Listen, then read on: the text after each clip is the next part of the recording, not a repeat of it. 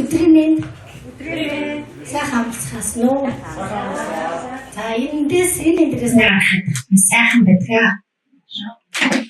За энэ удаа би ер нь бол сүм шин төвшөнд гарсан гэдгийг зарлан тунхаглахаар гарч ирсэн. Бид алхамаар маш нухацтай болж байгаа. Бидний Бурхны өмнө хүлээсэн үүрэг, Бурхны үйлчлэл хүртэл маань биднийг илүү нухацтай, хариуцлагатай бас анхаарал болгоомжтой байхыг сануулж байгаа өдрүүд байгаа.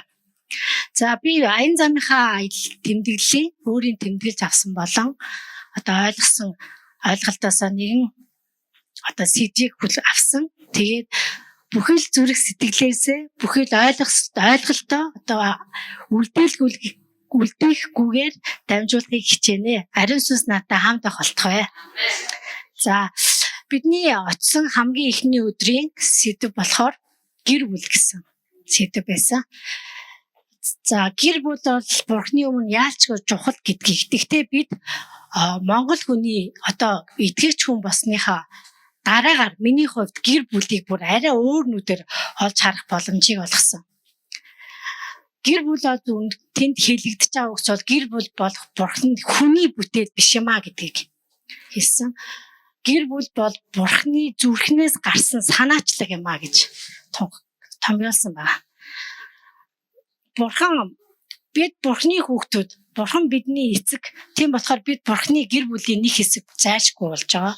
Энэ бол салшгүй үнэн. Тэгэхээр бид бүхэн Бурхны гэр бүл стандартад нийцэх болж байгаа. Бурхан гэр бүлээ ямар байгаасаа гэж боддгоо Библиэлд олон ишлэлээр харуулсан байдаг. Гэхдээ би энийг бэлтжийг надад нэгэн ишлэлд орж бүгдээрээ хамтдаа харъя. Бурхан Библиэлд биднийг хэрхэн хинтээ яаж харьцахыг хинтээ юу ярихыг ямар байр сууриас одоо ярихыг хүртэл заасан байдаг. Тэг Колосай номын 3:18-аас 24. За 3:18-аас эхнэрүүдээ эзний таалалд нийцүүлж нөхөртөө цаглахтун, нөхрүүдээ эхнэрээ хайрлахтун, тэдэнд бүх хатуу хандаа, хүүхдүүдээ бүх талаар эцэг эхтэй дуулууртай байхтун, ингэх нь эзэн таалагдана. Эцгүүдээ хүүхдүүдийнхээ сэтгэлийг мохоохгүй тул тэднийг бүү уурлуул.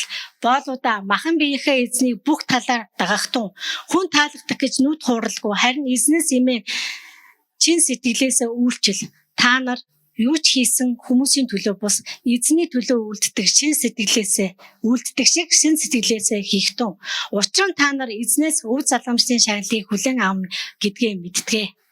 Чи эзэн Христэд үйлчлэж байгаа юм а гэж бидний одоо байгаа байдлыг тодорхойлж өгсөн байгаамаа. За тэгээд Бурхан өөрийн гэрээг нийгэмд гаргахыг хүсдэг. Бурхан өөрийн төлгөө нийгэмд гаргахыг хүсдэг байгаа. Тэрний тулд Бурхан яадаг вэ гэхээр өөрийн үгэн дотор зогсдог гэр бүлийг ирэн хайдаг гэсэн үг. Бурханы хаанчлалын зам дээр зогсож байгаа гэр бүлүүд Бурханы хувьд маш чухал. Тэр гэр бүлүүд өсөн торнож, хүчрэгжиж, тэгээд нийгэмд гарч нийгмийг өөрчлөх ёстой гэж үздэг. Энэ бол цорын ганц арга гэж гэр бүлийн хувьд тодорхойлсон байна. Тэгээ би бодлоо л доо би чи их итгэдэггүй нөхөртэй шүү дээ. Тэгэхээр Бурхан хэлж штэ Бурханы хаанчлалын зам дээр хамтдаа зогсоо гэж. Тэгэхээр чи яах вүлээ гэж бодсон. Тэгэхээр энэ бас хариулт өгсөн байна. Юу гэхээр гэр бүл бол бидний гэрлэлтээс эхэлдэг. Гэрлэлт маань байгалийн зам ёсоор гэрлэлт маань эхлээд үнэн зөв байх ёстой. Тэр бол Бурхантай Бурхангүй гэр бүлүүд байдаг те. Тэр гэрлэлт маань өөрөө одоо нээлттэй буюу хүчтэй одоо зөв байх ёстой гэж байна. За миний хувьд яах юм бэ гэдэг юм бэ? Би чи ингээд хаанчлал яриад байна шүү дээ. Хаанчлал яриад Бурхны төлгөө яриад ингээд байгаа мөртлөө би гэр бүлдээ цаг гаргадаггүй бол яах вэ гэж бодсон. Би итгэдэггүй нөхөртэй юм чинь би яах вэ гэж Бурхан надад юу гэж ойлгосон бэ гэхээр нөхөртөө илүү цаг гаргах юм байна гэж. Нөхөртөө цаг гаргах юм бэ? Нөхөртөө ирээдүйн амьдрал төлөвлөгөө үр хүүхдүүдийнхээ боловсрол, санхүү бүхий л тал дээр дэмжигч, тэгээ бас туслагч, тэгээ бас хамтран шийдэгч байгаа цагийг гаргах юм байна. Тэгээд ихэнх юунууд гэр бүлүүд ингээд ажил, амьдрал, санхүү, мөнгө, үр хүүхэд гэсээр хагаад ингээд өрөөний хамтрагчд болцсон байгаа юм байна л да. Тэгэхээр миний хувьд бол өрөөний хамтрагч болчихвол би тэнд гэрт бурхны тунхаглаад яах юм бэ? Тэгэхээр энэ маань үйлчлэгөө болчиход байгаа байхгүй юу? Тэгээ бурхан юу гэж арга замыг заасан бэ гэхээр эхлээд гэр бүл дээр нөхөртөө байгалийн ёсоор одоо хүний ёсоор үйлчлэх юм байна. Бүх ил зүйлээр хамтрагч байх юм байна. Өөр хүүхдүүдийнхээ ирээдүйн төлөө ярих юм байна. Санхүү мөнгөө төлөвлөх юм байна. Тэгээд дараа нь энэ гэр бүл маань сүнслэг рүү шилжих бүрэн боломжтой гэж надад ойлгуулсан байна. Бурхны замдаар байгаа хамтрагч гэр бүлүүд хамт байгаа гэр бүлүүд яах ёстой гэхээр улам хүчрэгчиж, улам нэгтрэгчих ёстой юм байна. Ингэж бид нийгэм рүү нэвтрэж өөрчлөлтүүдийг хийж чадах юм байна гэж. За эхнэр нөхөртөөгөө хамгийн эхлээд юу ярих ёстой вэ гэж бодсон. Өөрийнхөө сул тал буюу давуу талыг ярих юм байна. Өөрийнхөө гэрлэлтийг дүгнэх юм байна. Үнэхээр бид хоёр гэрлээд тэдэн жил боллоо. Энэ зөв буруу хаана алдаа байсан бэ гэдгийг төлөвлөхийг юулэг дүгнж ярилцах юм байна гэж. За гэр бол яхаарахгүй бидний анхны сүм юм а гэж тэнд тодорхойлсон. Бид сүмийг ганцхан нэмэн гарагт байлгамааргүй байна. Сүмийг гэр бүлдээ өдөр тутам байлгамаар байна гэсэн. Гэр бүлийн хаанчлын гэр бүлийг хаанчлын түүхэн эд үйлдвэрлэгч, ханган нийлүүлэгч нэг юм а гэж тодорхойлсон байгаа. Тэгэхээр бид одоо бүтээгдэхүүнээ сайн үйлдвэрлэх ёстой юм байна тэнд. За бид хамтдаа ямар ч гэр бүл хамтдаа өөр хүүхдүүдийнхаа ирээдүйг боловсрол санхүү ингээд бүхэл төлөвлөж өг заламжлан. За одоо хүүхдүүд маань ирээдүйд энийг хэрэглэн цаашдаа ингэнэ гэл хөрөнгө мөнгө бэлддэг шигээ ялангуяа хаанчлын эцэгчүүд маань хүүхдүүдтэй сүнслэг үеийг бэлтгэх нь маш чухлаа гэж байгаа. Тэгээд дамжуулах нь бас чухлаа гэж байгаа. Бурхан дотор зогсдог гэр бүл бол гэр бүлийг бурхан хамгийн хүчрхэг байлгана гэж яригдсан байгаа. За ингээд үр хүүхдүүд рүү орж байгаа. Үр хүүхдүүд бол умаа үр жимс бол бурхнаас өгсөн бэлгээ гэж. Үр хүүхдүүд бол яхааргүй бидний материалын зүйлсийн хийгээд энэ амьдралын мөн сүнслэг үр залгамжлагч мөнөөс мөн. Тэгэхээр бид яах нь вэ гэхээр бид гэр бүлдээ бурхны төлөөлсөн төлөөлөгч байх хэрэгтэй юм байна. Бурхны төлөөлсөн төлөөлөгч. Тэгэхээр бидний хийх ажил юу вэ? Бурхны төлөвлөгөө гэр бүлдээ нэвтрүүлэх нь байна, дамжуулах нь байна гэж ойлгосон байна. За бурхан Натан дээр ирдэ штэ. Натан дээр ирээд чи Давид зочиж хэлээ. Би Давидын үр хүүхдүүд санаа тавиагүй гэж юу гэд хэлдэг те. Мөн бурхан Давидад ингэж хэлсэн гэж хэлсэн. Миний гэрийг барих хүн бол чиний хүү Соломон. Би түүнийг хүүгээ болгоно. Тэр намайг ааваа гэж дуудах болно гэж хэлсэн. Бурхан Соломоныг сонгож ажлыг дуусгах үүрэг өгсөн. Харин Давид бэлтгэсэн, Соломон дуусгасан. Бурхан дараагийн үе яг ингэж бэлддэг юм а гэж тодорхойлсон байна. Бид хүүхдүүдтэй бурханы эрх мэдэл нэгүсэл хайр, уучлал, инрэл, төвчээр, мэрэгэн ухааныг харуулж амьдрна. Хүүхдүүд биднийг хэлхээсээ илүү хийснийг дагаж хийдгээ гэж тодорхойлсон байна. Тийм болохоор бид харуулж амьдрах юм байна. Тэгжиж тэд бурхныг таньж мэдэж бурхныг хайрлаж сурна гэж байгаа. Тэгжиж тэд бурхан дотор өөртөөгөө олно гэж байгаа. Яг бурхан доторх өөртөөхөө жинхэнэ төрхийг олдгоо гэж ярьсан байгаа. За бид бол сүнслэг үеийг яхааргүй дамжуулагчд мөн гэж байгаа. Тэгэхээр хүүхдүүдээ сүнслэг цагийг гарга, хамтдаа залбирахыг, тэгээд магтахыг заа. Бурхны орчгойд бурхныг хэрхэн сонсхийг бас заа гэж байгаа. Тэгээд үлгэрлэн дуурайж, хамтдаа залбирч, хамтдаа цагийг өнгөрөв гэж. Тэгээд голдуу бурхан яг миний амьдралд одоо жишээ нь би бурхан миний амьдралд намайг яаж өөрчилсөн, яаж төлгөөгөө харуулсан, яаж хөдлөн дагуулсан, тэг гингснээр бидний амьдрал хэрхэн өөрчлөгдсөн тухайг заавал тусгаалan цаг гаргаж ярилцах ёстой гэж байна. Гингснээр хүүхдүүд бурханыг илүү их таньж мэддэг болно гэж. Тэгээ ариун сүнсийг тэдний дотор байршуул гэж байгаа. Зөвхөн сүмд ирээл сүмээс ариун сүнс байршаад идэх юм биш ээ. Тэгэхээр гэр бүл маань бидний анхны сүм гэсэн учраас тэнд бид нэр эцэг эхчүүдээр бид нэр ариун сүнсийг дамжуулан үр хөвгтүүдэд заавал байршуулах нь чухлаа гэж байна. Тэгээд дид хууль 6-гийн 6 дугаар бүлгийн 6-гийн 6-аас 7 бүгдээр дахиад харъя. Энэ дээр энэ үг надад маш их таалагдсан. За өнөөдөр миний чамд тушааж байгаа энэ үгсийг чи зүрхэндээ байлгаж хөвгүүдтэй хичээнгүйлэн зааж гэртээ сууж байхдаа замд явж байхдаа хэвтэж байхдаа өндийнч босохдоо ч түүний тухай ярьж бай гэж байна. Тэгэхээр энэ маань бидний амьдралын үйлдэл байгаа даа байхгүй юу? Хүүхдүүдтэйгээ цагийг өнгөрүүлж байгаа, тоглож байгаа, хамтдаа хоолж байгаа, хамтдаа юм хийж байгаа, бүтээж байгаа энэ үйлдэл бүрдээ Бурхныг заах тухай ярьсан байгаа. Тэгээд тэдний сүнслэг хоолнд анхаар гэсэн. Тэд биднээс ууж байгаа. Биднээс ууж ийн өөр ямар нэг их усөр YouTube юм уу янз бүрийн их усрээс ууж гэнэ гэдгийг маш сайн анхаарах хэрэгтэй. Хэрвээ биднээс ууж байгаа юм бол бид нар чинь өөртөө маш хариуцлагатай, маш анхааралтай, маш болгоомжтой байх цаг ирсэн байна гэж анхаарсан баг.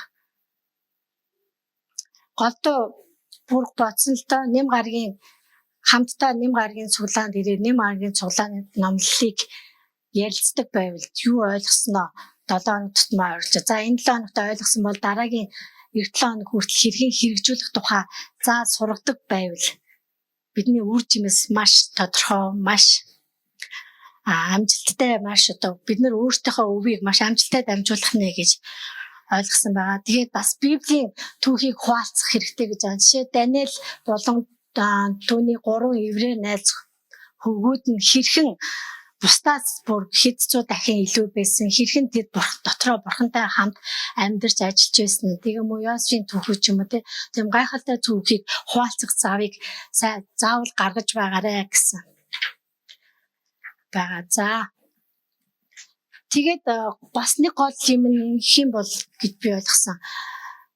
Амьдралын одоо өглөө босоод орой болж байгаа амьдралын тэр хүүхдээ амьдралын хэм маяг эс болгонд Бурхныг хэрхэн оролцуулах, ариун сүнсэнд хэрхэн залбирч хамтарч ажиллах тухай бас зааж хэрэгтэй юм байна гэж ойлгосон. Тэгээд тэгингээ Бурхныг магтангаа хэрхэн хүндлэхийг бас Бурхныг хүндэлж байгаа цаг, Бурхныг магтаж байгаа цаг, гэр бүлдээ Бурхны тухай ярьж байгаа энэ цаг нь ямар чухал гэдгийг ойлгуулад бүр дадал болгох нь ямар ажилтайж байсан энэ цаг 100% өөрийгөө зориулдаг байх дадал болгогч сурах нь зүйтэй гэж бас ярьсан байгаа. За тэгээ мэдээж бид Бурхан дотор сайн алхаж Бурхны үгийг дагаж төлөвөөгөө мэдээ сайн мөшгөл тэгээд бид сүнслэг өвөө хүүхдүүдтэй амжилттай сайн дамжуулнаа гэсэн ба. За тэгээд Дундаа Бакар пастор маань нөгөө өв дамжуулах тухай ярьж байхдаа дотор зүйлсээ асаа гэж хэлсэн ба. Энэ дээр Колосын номын 3:2-ыг дахиад гэлснийг харчих уу гэрээ.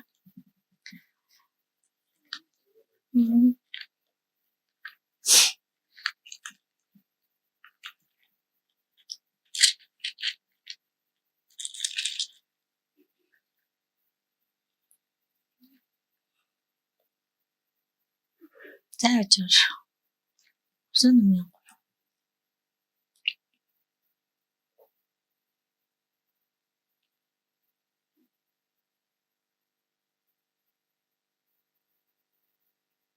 Дүрийн 3 байна уу?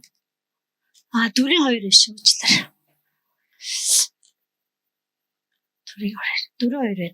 Өөртөө залбирахтаа талархалтай, сэрэмжтэй байх түн бас бидний төлөө залбирахтаа өгөнд зориулагдсан хаалгыг Бурхан нээн өгч Христийн нууцыг биднэр яриулаасаа гэж гуйх түн. Би түүний төлөө хоригдсан билээ. Мөн би хэрхэн ярих ёстойчлон үүнийг докторхой болгоорой гэж залбирах түн. Гаднах хүмүүстэй мэрэгэн ухаанаар цагийг үнэж харьцаа. Та нарын яриа үргэлж нэгүүлсэнгүй бөгөөд давсаар амт оруулсан мэт байгээ. Ингэснээр та нар хүн болгонд яаж хариулах, юу ярих ёстойгоо мэдэх юм аа гэсэн. Тэгэхээр бидний яриа болон Бурхны үг ирэхэд зөвхөн сүм дотроо биш, зөвхөн энэ үгсийг аваад нийгэм зориулагдсан гэдгийг хүлээж авах хэрэгтэй мэн гэж ойлгосон. нийгэм зориулах зарим нийгэмд ярьж байгаа бидний дуу хоолой яг л давсаар амтсан бид амттай гашуун байна гэдгийг таах юм байна гэж ойлгосон ба. Тэгээд дахиад нэг тодорхойлолт нь өгвөл хүүхдүүд бод бидний гэрт байгаа дайчны нуусан сумнууд юм а гэж. Бид зэдрийг одоо хэрчлээл ингээл бэлдэх ёстой юм байна гэж тодорхойлсон байгаа. За тэгээ бидний дайм бас Тондо Бакер пастор хэлсэн бидний дайм ингээд сүм дотор биш ээ. Нийгэмд явагддаг шүү гэдгийг бас анхааруулсан гэсэн. За тэгээд доторх зүйлээ асаа гэсэн хэрхэн яаж асаахын гэсэн ерөөсөө бурхныг үгийг мөшгөх, бурхны оршууд байх, бурхны оршуу хаа сайхан байдаг гэсэн бид хамгийн гол нь мэдрэх нь аягүй чухал байгаа. Эхний ээлжинд ямарсан та нар үгийг мөшөг, тэгээд бурхны оршуу мэдэр хаа сайхан байгаа. Тэгээд залбир тэгээд дамжуулаа гэсэн. Иймэрхүү үгүүд хэлэгдсэн байгаа. Тэгээд би үнэхээр итгэж байна. Ямар ч хэлсэн гэр бүлээс эхэлж байна гэдэг чинь бурхан анхдагч нэгжүүдээс нь эхэлж байна. Миний хувьд бол энэ маш том ойлголт, маш том юу байсан. Итгэл найдвар төрсөн хэдийгээр итгэдэггүй нөхөртэй ч гэсэн бурханы үг ирэхэд юмс аймаар амархан явагдсан байна гэдгийг ойлгосон байгаа, хүлээж авч биднэрт ирсэн байна. Шинжлэл ирсэн сүмийн болон хувь нэг бүрийн хаансын сандар алхаж байгаа итгэгч нэг бүрийн бурханы үгийг мөшгөдөг хүн нэг бүрийн сэргэлт ирсэн байна гэдгийг үнэхээр би тунхагламаар байна. Тэгээд үнэхээр Монголын бүх гэр бүлүүдийн төлөө үнэхээр бурхандаа талархмаар байна. Бүгдээрээ хамтаа босоо залбирцгаая. Шөлийн багийнхантаа маш их талархаж байна. Баярлалаа. Тийм ээ, амьдралаа өргөхгүй гэж юу? Бидний төлөө бидний хүүгийнхээ аймаар хүүгийнхээ өмнөд цусаар өөртөө худалдаж авсан. Тэр бурхан эцэг. Тэр эзэн Есүс Христийн тэр хүүгийнх нь амийн үргэлжлэл бол бид нар ахгүй тийм ээ. Аамен. За бид нар өв залгамжлаа хүлээж авахын тулд нээлттэй Тэнгэрийн үеийнхнийг идэвхжүүлэх буюу чөлөөлөх гэсэн стратегийн одоо Исаакийн стратегийн конференцэд багаараа Бурхны нэгүслээр оролцоод ирлээ. Тэгээд би өөрийнхөө хүлээн авсан ойлголтыг хэлэх ярих үүрэгтэй байгаа. Бурхан бидэнд эхнээсээ юу идэх вэ гэдгийг тохирох хоолыг өгдөг гэдэгт би итгэдэг. Та бидний даалгавар биш үү? Даалгаврын нэг хэсэг бол хүмүүст нөлөөлөх. Харин таны дотор байгаа тэр устдашгүй мөхшгүй амийн тэр устдашгүй мөхшгүй ам байгаа шүү дээ. Тэр амиар бүрэлдэж байгаа, тэр төлөвшөж байгаа, тэр мөн чанар дөрөө олж байгаа, тэр Христ, тэр Бурхны хүү бидний дотор роос илчлэгдэн гарах нь эцсийн point аахгүй юу? Тийм үү? Амен. Есүс ингэж хэлсэн: "Миний хаанчлал энэ ертөнцийнх биш. Миний хаанчлал таны харж байгаа эргэн тойронд байгаа зүйлсээс бүрддэггүй. Хэрэг тийм байсансан бол миний шавнар, миний хүмүүс намайг ядаж өгөхгүй тулд тэмцэх байсан, тэмцэлдэх байсан, додтолдох байсан. Гэхдээ би тийм дэлхийн төрлийн хаан биш гэж Пилатад Иесус хэлсэн. Тийм үү? Хэлжсэн. Тэгвэл илчил нам дээр 7 дахь тэнгэр элчийн бүрээ сүр жахлантайгаар татагдахад маш олон хүмүүс тэнгэрт дуулдаг, хамтдаа дуулаад дэлхийн хаанчлал одоо бидний Бурхан болон Есүс Христийн хаанчлал боллоо. Тэр үеийн үед хаанчлал. Амен. Бурхны хаанчлал ариун сүнс доторх зүйтэй ламар тайван баяр хөөр шударга байсан. Харин идэж уух явдал биш юм аа гэж Илч Паул хэлсэн. Тийм. Тэгээд Еврей намдад Бурхан хүүдээ ингэж хэлдэг. Та бол Бурхан хүүдээ штэ. Таны хаан ширээ үеийн үед тэ бөгөөд таны захиргаа Бурхныг зөвхт байдалд оруулна. Бурхныг их зэгцэнд нь оруулна. Та зүвт байдлыг хайрлсан бөгөөд ёс бусыг үгүй ятсан гэсэн. Энэ тодорхой байна уу манайхаа? Яагаад би энэ гурийг ярьж байна гэхээр тэнд биш дээ. Тийм учраас юмс ийм тодорхой байгаа учраас та нар улс төрийн уул руу явцгаа гэж хэлж байгаа байхгүй юу? Би тэндээс ууснаа ярьж штэ хүлээн авснаа. Тэгээ газрын хаадын захирагч гэж дуулал номон дээр хэлсэн байгаа штэ. Газрын хаадын захирагч. Тийм учраас Бурхны өгөөд улс төрлөө орох хэрэгтэй. Бурхны хаанчил зөвхт бус эсвэл ёс бус нэгнүүдэд эзлүүлэх ёсгүй тийм үү? Тэгэхээр танд хаанчлалын болон засаглалын эрх мэдэл хүч мэрэгэн ухаан таалал тий зааварчилгаа бүгд өгөгцөн гэж тэнд байгаа хүмүүст дамжуулж ирсэн. Тэгэхээр Даниэлонд биднэрт бас хэлдэг хамгийн дээд нэгний ариун хүмүүст эрх мэдэл болон агуу байдал нь өгөгднө гэж байгаа шүү дээ тий. Тэгэд харагтун Израилийг хамгаалагч тэрээр үүрэглэгч үгүй зөөдлөгч үгүй гэж байгаа шүү. Гэхдээ ийм эзэнтэй хахад улс төрийн уул руу яагаад явж болохгүй гэж. Тэр уулууд руу яагаад явж болохгүй гэж тийм үү?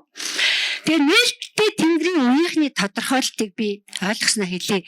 Бурхны дуу хоолойг тасралтгүй анхааралтай сонсоод түүний бүх тушаалыг нарийн чанд дагаж үйлддэг.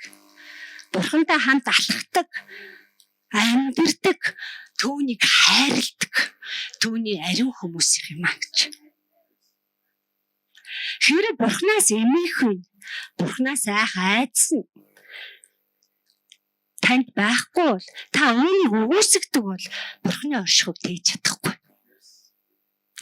Хэрэв бид Бурханыг хайрладаггүй бол түүнээс эмээх хэмээц хүндлэл эмээс байхгүй бол түүний хүндлэх гэдэг юм бас байхгүй гэж Тундаа Бакри хэлж байгаа байхгүй юу? Бурхан хайртай гэчээд түүнээс эмээхгүй байх нь цогцохгүй байгаа байхгүй юу? Хүн уулын биелээс оройроо ингээд шууд өсрээд гарахгүй шүү дээ. Тийм ээ? Йосын адил эхлээд нөхөн туршигднаа. Уулын дуудлагатай хүмүүсээ. Дараа нь медианчуудын болон худалдаачдаар соригдно, шалгагдана. Энэ үе шатанд худалдаа эдийн засгийн амьдралын амтыг мэдэрнэ. Үүний дараа Потифарын гэрт байх туршлагыг туулна. Харин Потифарын гэрээс шоронгоос ордонд хүрэх зам бол та бидний зүрх сэтгэлийг, итгэлийг, бидний зан чанарыг бүрэн шалгаад зөвшөөрөл. Тэгээд төлөвшүүлнэ. Бурханлаг ёс суртахуунд би үхэн. Аамен. Аамен. гэж Тундаа Бакри хэлсэн. Би Тундаа Бакри, Джонатан Давид нэцгүүдийн өргөнд очиод тэдний хоорондын тэр харилцааг, тэдний үеийнхний туулсан тэр үнэт зүйлс, үнэт зэнийг хараад үнэхээр бэхшихгүй байхаа аргагүй. Тундаа Бакри нэг ийм жишээ ярьжсэн. Би энэ ер нь улс төрийн байдал муу байсан. Цусаар бараг тэ ханиалгаж бие нүвдэж байж Джонатан Давид залхаад чиний амийг нэгж байгаа. Дайснуу чинь үхсэн гэж хэлэхэд бүх юмс өөрчлөгдсөн гэж байгаа. Би тэдний төлсөн үнэт сэнийг амиа урсгасан, амиа зориулсан тэр үгээр илэрхийлшгүй би хүндэлсэн.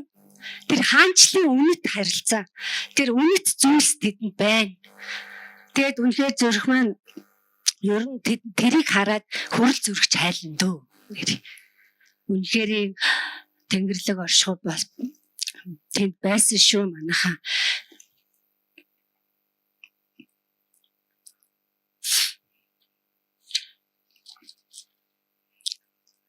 За.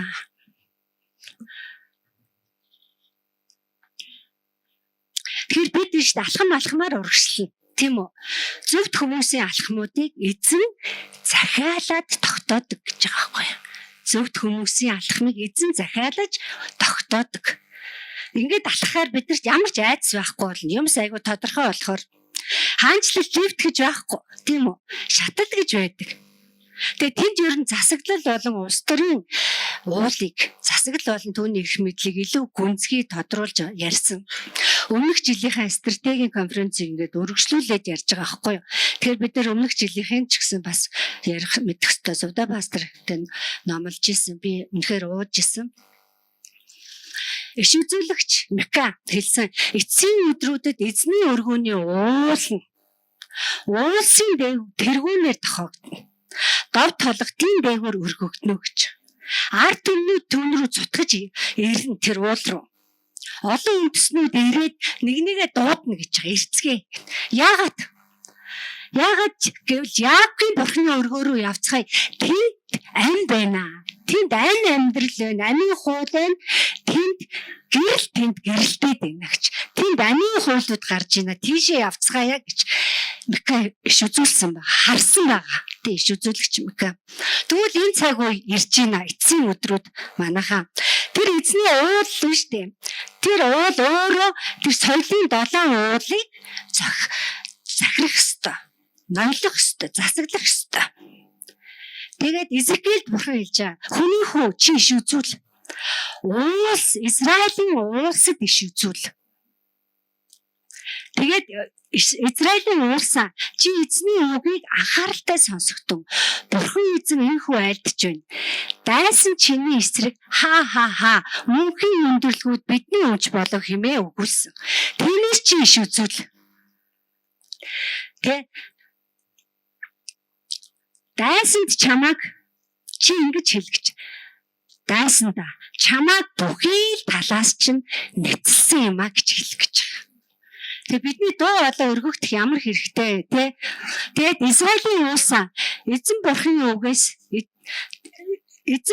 үгийг сонс. Эзэн бурхан уус ба толготод жалга ба хүндэд иш үзүүлж байна.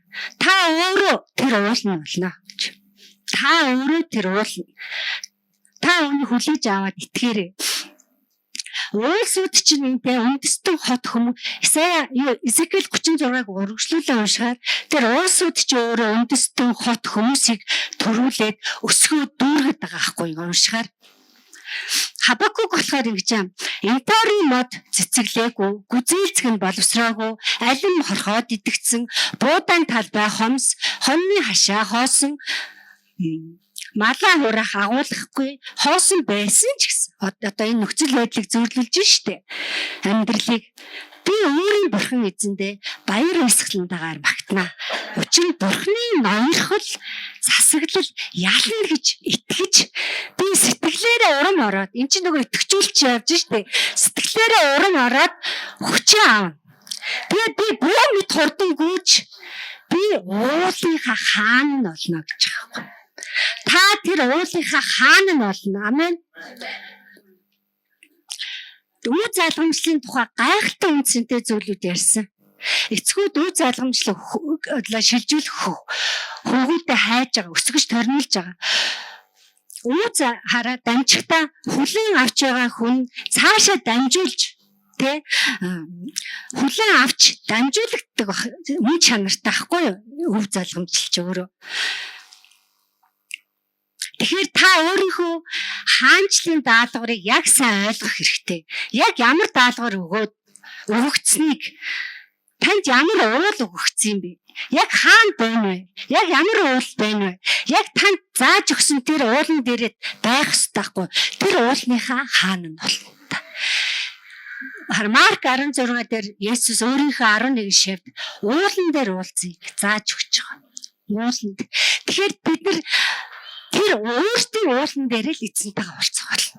Аамен. Тэр үндэстэнд өгөгдсөн одоо танд өгөгдсөн тэр үгийг та би тэр уулан дээрээ гараад эзэгнээд өргөгдсөн байх тухай ярьсан тийм. Тэгээ та тэр 100 газараа 100 ууланд байгаа учраас та байнга сэргийгдэнэ. Арга хэрэгслүүд өгд, нэрхэн ухаан зааварчилгаа тодорхой өгөгднө. Бурхан Исаактай үлдээсэн. Бурхан Исаакт өвөө үлдээсэн. Авраам Исаакт өвөө үлдээсэн. Үнийг хүлээж авч байгаа хүнийг өв залгамжлагч гэж штэ тий. Эхлэл 25-26 дээр Исаак юу өвлөж авсан бэ? Авраам эцэг Бурханд дуулууртай амьдралаараа түүнийг харуулдаг гэсэн. Амьдрал нь дуулууртай байсан. Бурхан Авраам хоёрт мэдээж гэрээ агалсан. За энэ тухай ярихгүй. Зөвхөн Исаак биш үү?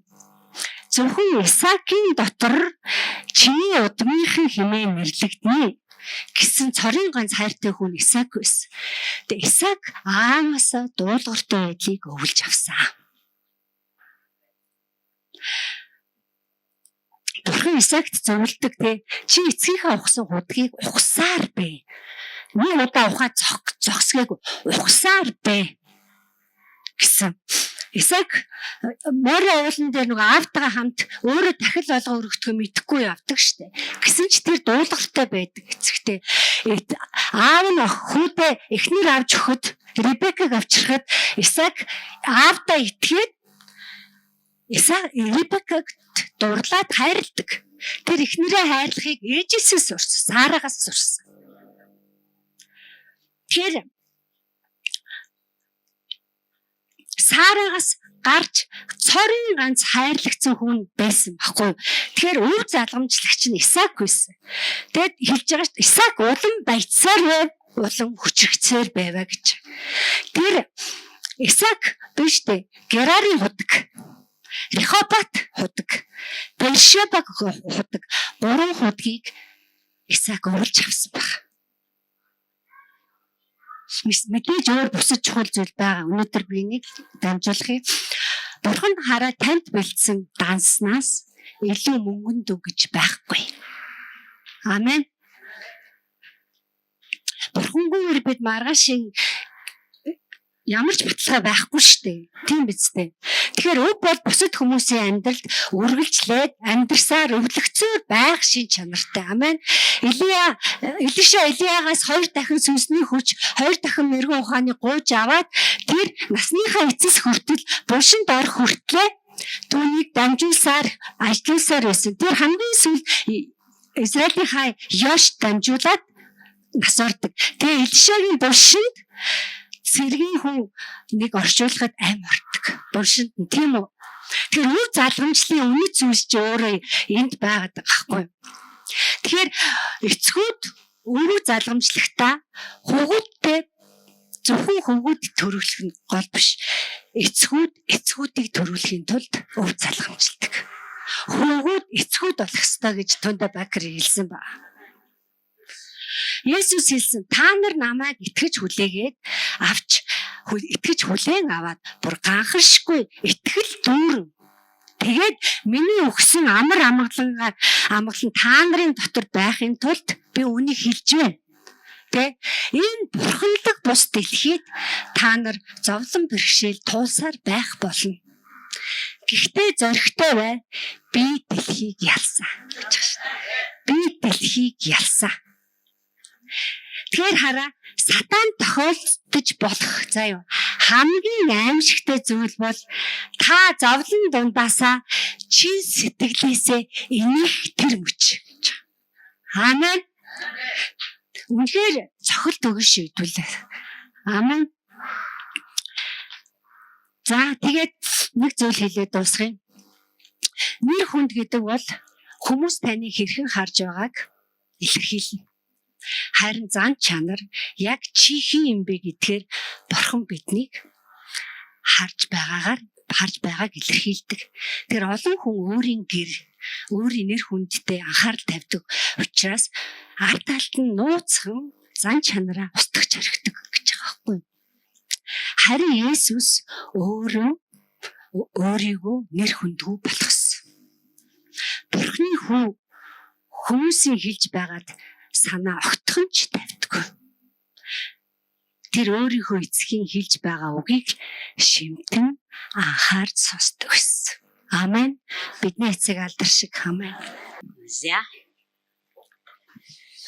Игчдүү хоёр гарч ирсэн байлаа. Манаас хүн бол яа харахгүй. Та нартыг санагддаг уу? овг овгоор сууж идэг газар шүү дээ. Овг овгоор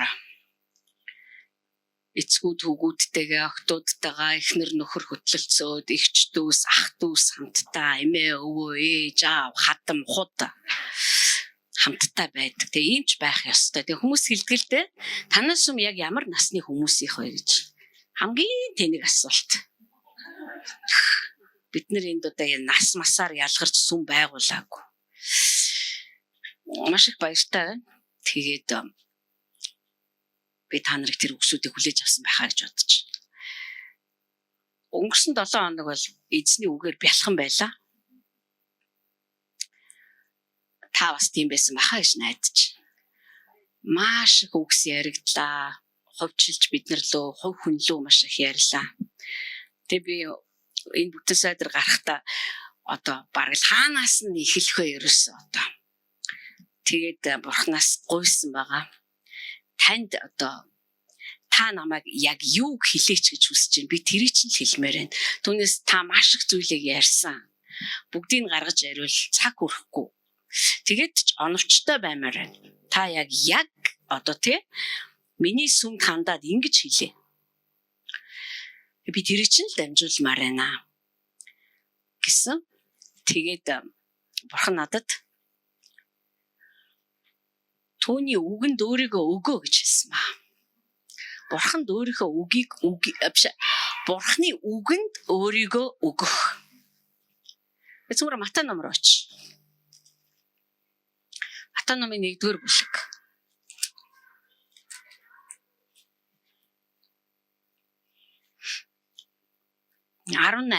Есүс Христ ингэж мэндэлжээ. Есүсийн эх Мария Йосефтэй сүү тавиад тэр нийлэхээс өмнө хевлийдээ ариун сүнсээр хүүхэдтэй болсон байлаа. Нөхөр нь болох Йосеф зөвхт хүн байсан бөгөөд Марияг гутамшиг болгохыг үл хүссэн тул түүнээс нууцаар салахаар бодсон байсан.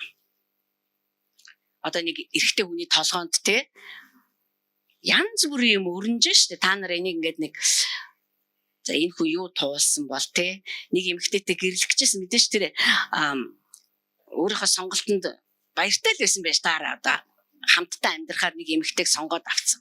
Гэтэл нөгөөх нь одоо хурмаа хийгээгүй байхдаа өөрөөс нь биш одоо арга замаар жирэмсэн болсон байсан. Тэгээ энийг мэдээд Йосеф эзэн алдарш болтгоо за яхах юу одоо тэгэл болоо ш тэгээд ерөөсөө энэ ямар нэг юм бодсон байгаа хин толгой бод ажилласан байгаа байхгүй юм бодсон байж штэ. Огт юм бодохгүй гэж болохгүй байхгүй. Гэхдээ яаж бодох вэ? Тэгээд одоо яаж шийдэх вэ гэдэг чинь айгүй чухал байна.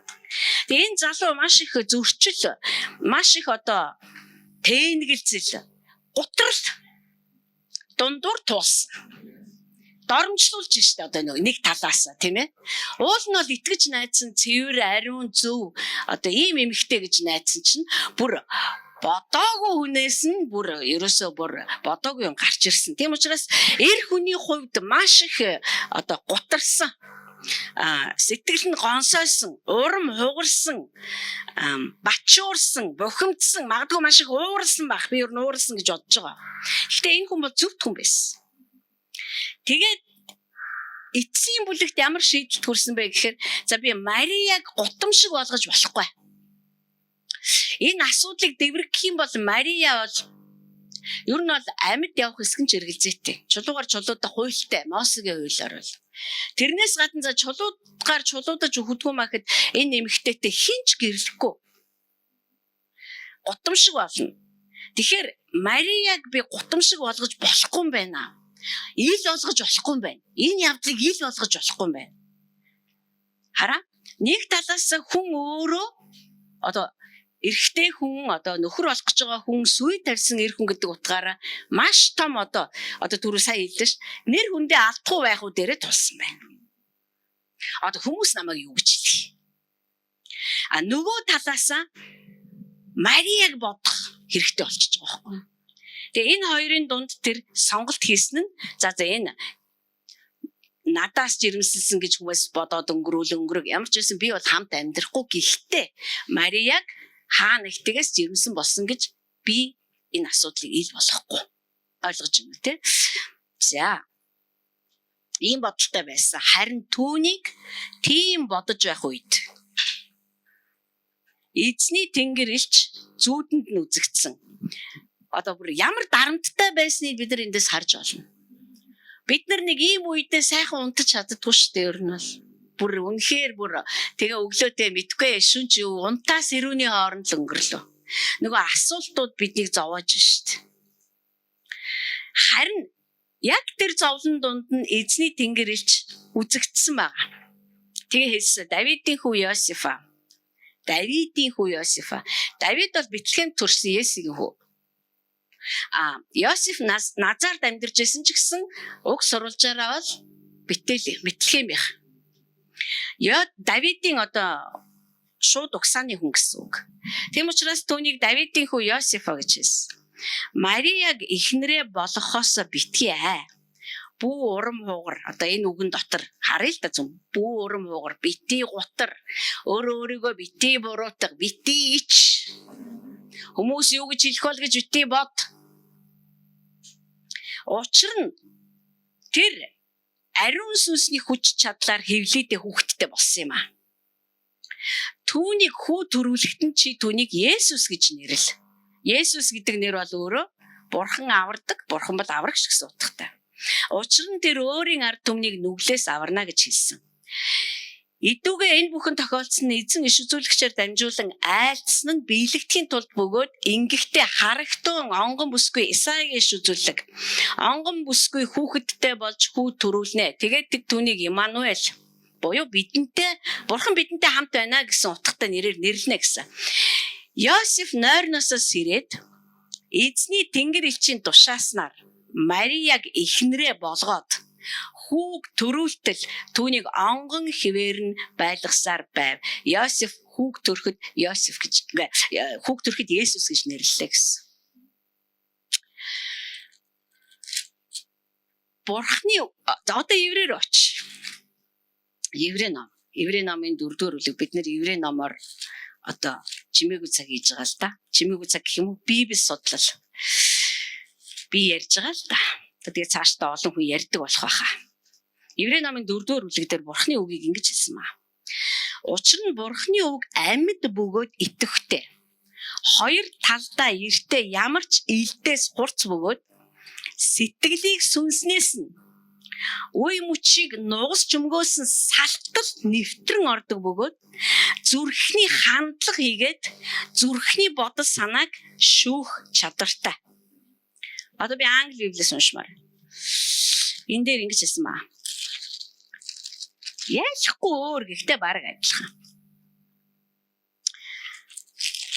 Бурхны үгийг ингэж хэлсэн. Бурхан юу хэлж байгаагаа мэднэ. Энэ надад үнэхээр таалагддаг. Өөрөөр хэлбэл Бурхан хэлж байхдаа яг хэлж байгаагаа мэдэж хэлдэг. Учир нь түүний хэлж байгаа үг нь заавал ажилдаг, биелдэг, гүйцэлддэг, биеждэг, бүрэлддэг, бий болж гарч ирдэг. Түүний хүчрхэг үг нь яг мис засалчийн гарт байгаа хурц хутга шиг одоо скальпел гэдэг шүү дээ тийм ээ. Одоо хутгнаас арай өөр. Гэхдээ хутга цаашаа. Хутга шигч байж болохгүй. Тэрнээс ч хурц бүх зүйлийг нэвтэрж ордог. Эргэлзээг, өөрийгөө өмөрж байгаа өмөөрлийг бүгдийг нэвтэрж ордог бөгөөд биднийг сонсохгүй байхын аргагүй болгодог бөгөөд дуулууртай дагахгүй байхын аргагүй тийм байдалд оруулдаг юм аа. Юуч бас хинч Бурхны үгийг эсэргүүцэж зогсоож одоо чадахгүй юм. Бид нар тэр ярьж байхад юу ч болж исэн, яач ч байсан зүгээр хажуугаар нь гэд гараад өнгөрөх ямар ч боломжгүй гэсэн маа. Тэгээ би юу гэж хэлэх гээд байна гэхээр бид нар бүгдээрээ үгийг хүлээж авдаг. Гэхдээ бид нар бүгдээрээ үгийг хүлээж авдаггүй. Үгийг хүлээж авна гэдэг бол одоо ийм хурц үг биднийг зүгээр нэвтлээд одоо зүсэх биш бүр ингээд нэвт сүлбээд одоо орж ирдэг. Миний бүх эргэлзээ, тэнэгэлцлэл одоо би сая уншлаа шүү дээ, тий. Энэ хүн бүр зүгээр сонсох ямар ч боломжгүй. Сонсцсон бол тэгсэн үтэй за ойлгочлоо гэд явах ямар ч боломжгүй. Тэгэхээр энэ үг нь ийм учраас энд үг бидэн дээр ирэхдээ хүлээж авах эсхтэр маш том асуудлыг үүсгэдэг. Тийм учраас мис засалч хүний бие дээр мис засал хийхдээ унтуулахгүй бол болохгүй. Заавал унтуулна. Бурхны үг Йосеф дээр ирсэн. Та зүгээр ингэ бодоод үзээр энэ үнэхээр гүн утга учирыг бидэнд өгнө. Тийм учраас энд гараад амьдарж байгаа хүн сүлбүүлсэн, жадлуулсан, сийчүүлсэн байх ёстой. Тэгжээж тэр сийчүүлсэн, тэр зүсүүлсэн, тэр хоёр хуваагдсан, тэр эргэлзээ тэнэгэлцлээ, тэр Бурхны үгээр жадлуулсан, алуулсан тийм ээ. Бүр одоо тийм нэгэн энд гараад ярихад тэр үг нь таны дотор яг тэр хүнийг яасан тэр хүчээрээ орно. Тийм биш үү? Тэр үг бол яахчгүй. Дамжуулж байгаа хүнээ хөндөөг болол. Тэгэхээр Йосеф маш том зөрчил донд, өөрөөр хэлбэл маш том аюулын одоо өмнө ирээ зогсож байна. Одоо Йосефийн нэр төр байтугай амнаас ч яригдана. Үхчиж болно. Мосегийн хууль бол аймар штэ. Энэ хоёрын амьдрал, хамтын амьдрал, сайхан майхан бүр ерөөсөө тэр талаар бол бодох ч юм байхгүй. Одоо яаж амьд гарах вэ?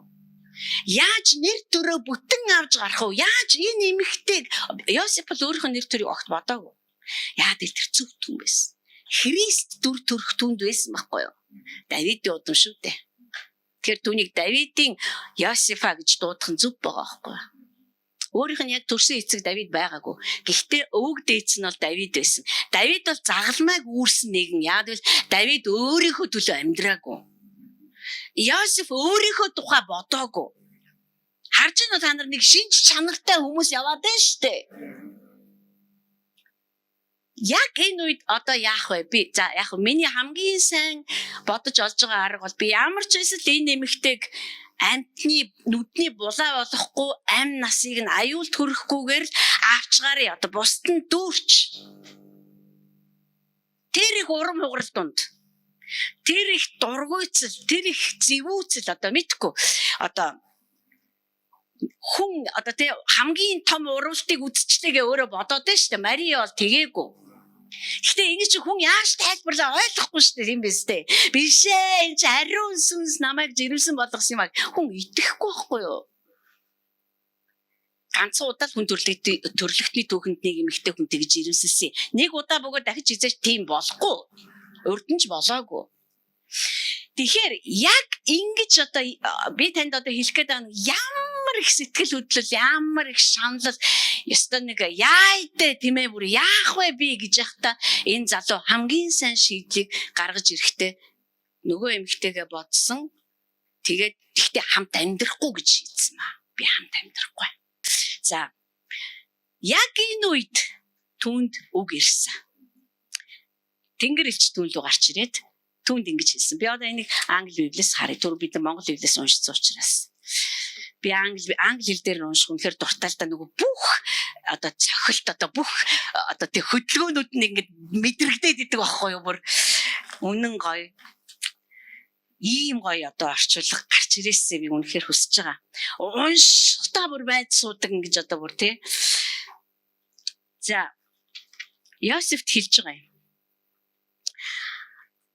Тэр яах вэ? Ямар арга зам бодож олох вэ гэд одоо толгоогоо гашлагж байхдаа зүүдэлсэн юм аа. Бурхны тэнгэрэлч зүүдэнд нь түүн рүү ярьлаа. Би таныг нэг тэнгэрэлчийг энэ сургаал бол тэнгэрэлчийн тухай огтоосоо биш шүү. Одоо таны дотор ариун сүнс амьдарч байгаа. Тэр үед бол ариун сүнс ирээгүй байсан. Яг дөнгөж Христ бий болох гээд байна цаан чинь. Тэгээд зүүдэн дунд нь орж ирээд тэнгэрэлч ингэж хэлсэн. Йосеф Давидын хүү. Энэ гэрлэлтээс бити зүгт. Мариагийн жирэмсэлт нь сүнсээр бүрлдсэн юм а. Бурхны ариун сүнс түүнийг жирэмсэх хөл хүндтэй болгожээ. Тэрээр хүү төрүүлэх бөгөөд хүү төрөхөд чи Йосефа түүнийг Есүс гэж нэрлэл. Буюу Бурхан авардаг. Яагаад гэвэл тэр өөрийн ард түмнийг тэдний гэм нүглээс нь аврах юм. Энэ нь иш үзүүлэгчийн тэр ургийг бүрлдэхээс өмнө иш үзүүлжсэн тэр үгс биелэлээ олохын тулд юм а. Онгон эмэгтэй жирэмсэн болоод хүү төрүүлнэ. Тэгээд тэд нар түүнийг Иммануэль буюу еврейгээр Бурхан бидэнтэй хамтаа гэж нэрлэх болно. Ингээд Тэнгэр элчийн үг дууссан. Одоо юу эхэлж байгаа нөхөр хүлээж авахгүй юу гэдэг чинь эхэлж байгаа. Энэ үг хүн дээр ирэхэд хүний бүх мэдлэгийг нэвт чадлна. Та нар гаталжгаар эзэж ав гэдэг номны зургийг санаж байгаа бол тарихгүй болно гэсэн үг. Энэ үг хүний мэдлэгээс давсан. Хүний бүх онолыг давсан. Хамгийн сайн зөвхөн болох Йосефийн шийдвэрийг хүртэл газар дээр нь одоо жоохон зэрлэг яриа л да. Газар дээр нь зөвхөн хүчингүй болгосон.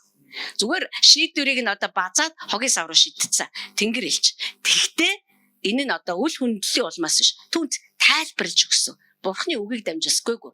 Чи гэрэл энэ гэрэлтийг чи зутах хэрэггүй. Чиний бодож байгаа шиг биш. Энэ бол ариун сүнсээр хийгдсэн ёр бусын одоо жирэмсэлт юм. Чи санаж байна уу? Исаягаар дамжуулаад иш үзүүлэг ирсэн шүү. Йосеф саналгүй яах вэ? Тэр чи одоо Давидын удмын хүн шүү дээ. Эдгээр чи иш үзүүлгээр өссөн хүмүүс шүү дээ. 5 настайгаас эхлээд эдгээр тоорог цээжсэн шүү дээ. Та биднээс ялгаатай. Тийм учраас чи зүгээр гэрэл. Хүү төрн, хүүг төрөхөд чи Есүс гэж нэрлэ.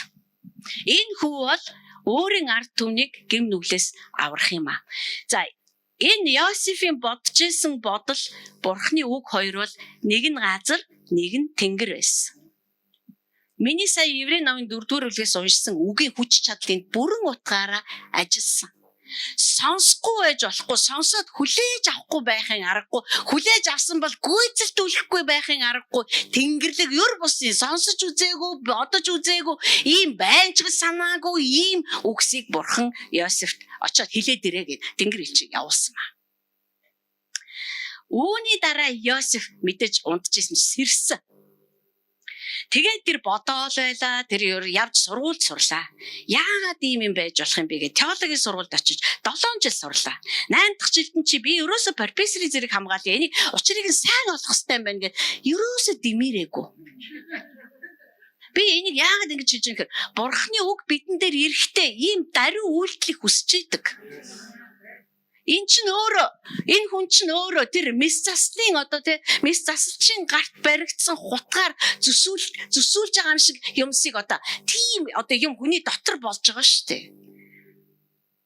Бүр алмаар л цаашаа төхөө манайхаа. Тэгтээ энэ залуу за болов би энийг ойлгохгүй юм байна. Сэрлээ би ойлгохгүйгаас хойш би араа ингэж яаж Бурхны тэнгэр элч түүнд зүүдэнд нь юу гэж тушаасан яг тэрүүгээр нь үйлдсэн гэж. Бурхны үгийг хүлээж авна гэдэг бол энэ юм.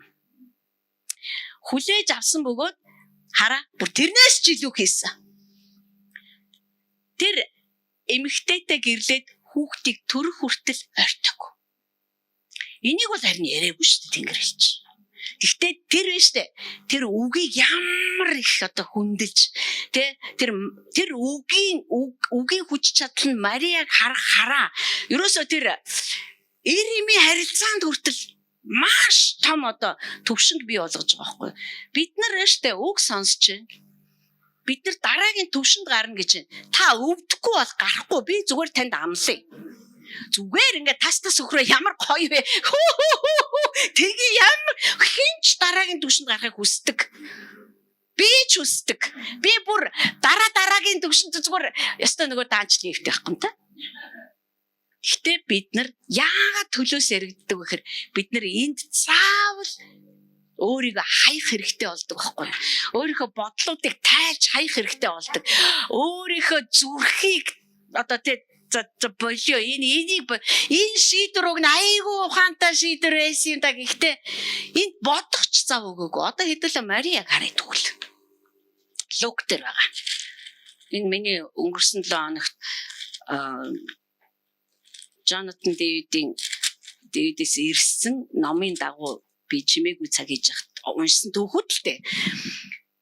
Тэгтээ Бурхан надад миний үгэнд өөрийгөө өгөө гэж хэлж байхдаа би яг энийг сонссон байхгүй юу?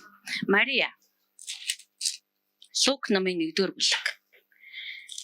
За энэ бол Йосеф дээр Тэнгэр элч ирэхээс ч өмнөх явдал. Эхлээд Мария дээр ирсэн байгаа.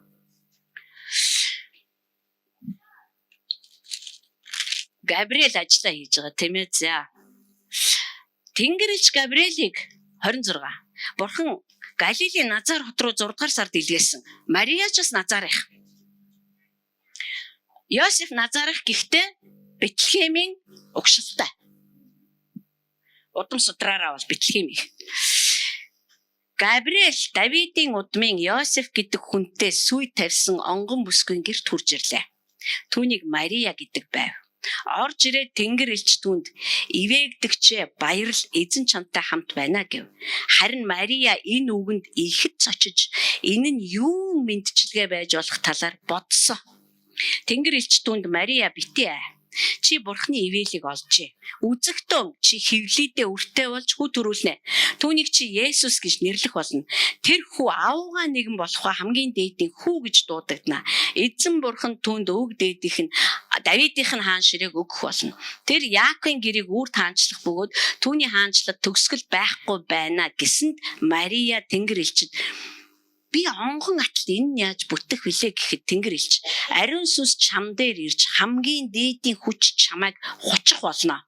Тиймээс төрх ариун нэгэн нь Бурхны хүү гэж дуудагдах болно. Үзэгтэн чиний садан Элизабет мөн өтөл наснда хүүтэй болж хүүсэргэгдэж байсан тэр эмэгтэй одоо 6 сартай учир нь Бурханд боломжгүй юм гэж нэгч байхгүй гэж хэлв. Мария. Одоо Мария яаж тэрийг хүлээж авч байна харъя. Эзний шивгчнийг харагтун хэлсэн үгсийн тань дагуу надад биелэх болтугай гэхтэн Тэнгэр элч түүнийг орхин одлоо. Дараагийн өгүүлбэр.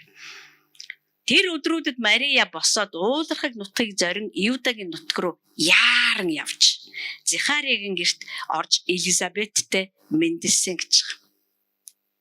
Загварууд ахгүй энэ үгийг хүлээж авж байгаа загварууд. Одоо хар Йосефч тэр Марияч тэр бүх юма бүтэн рискэнд оруулж байгаа. Бурхны үг биднэр рүү ирэхдээ заавал риск нэхнэ. Эрсдэл нэхнэ. Энэ ерөөс би түрүүч бүтэн сайдар хэлсэн ш. Би дараад нь бүр өөрийнхөө хэлсэн үгнээс айхч. Нэр энэ тоглоом ерөөсөө биш манайха. Тэнгэр ерөөсөө бидэнтэй тоглохгүй. Үг бидэн дээр ирж гэн. Үг өвтгөн, шаналган. Биднийг биштэй. Бидний бүх тархины функцийг унтраа. Өөрөөр хүн юу гэж бодохоо мэдхээ байлна гэсэн үг. Юу гэж Цөмөр Марияг төсөөлөл л да энэ ч тоо. Тэ? Онгон охин тэ?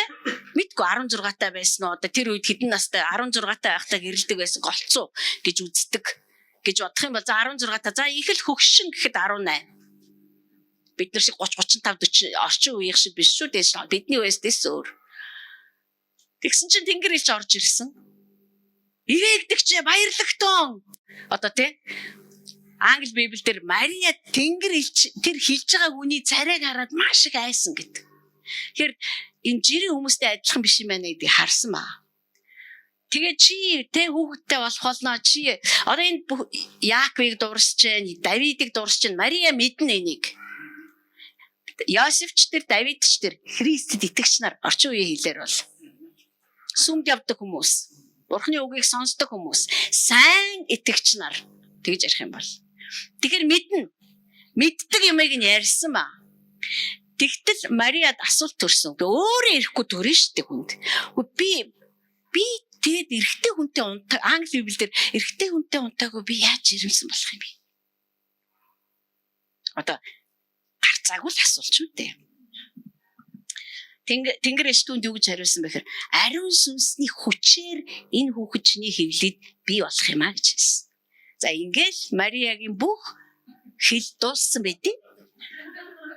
Юу хэлхий, юу бодохий те, юу бодохоо мэдэхгүй болсон байдیں۔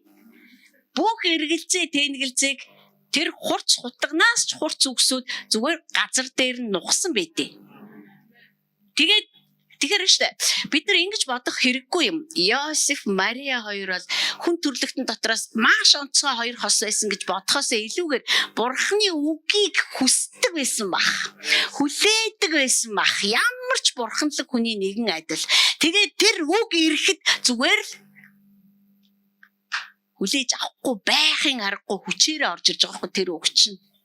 Тэр хүчээрээ бүр тэр өдгөө хүлээж аваад гүйцэлдүүлэх хүчээрээ орж ирж байгаа байхгүй юу.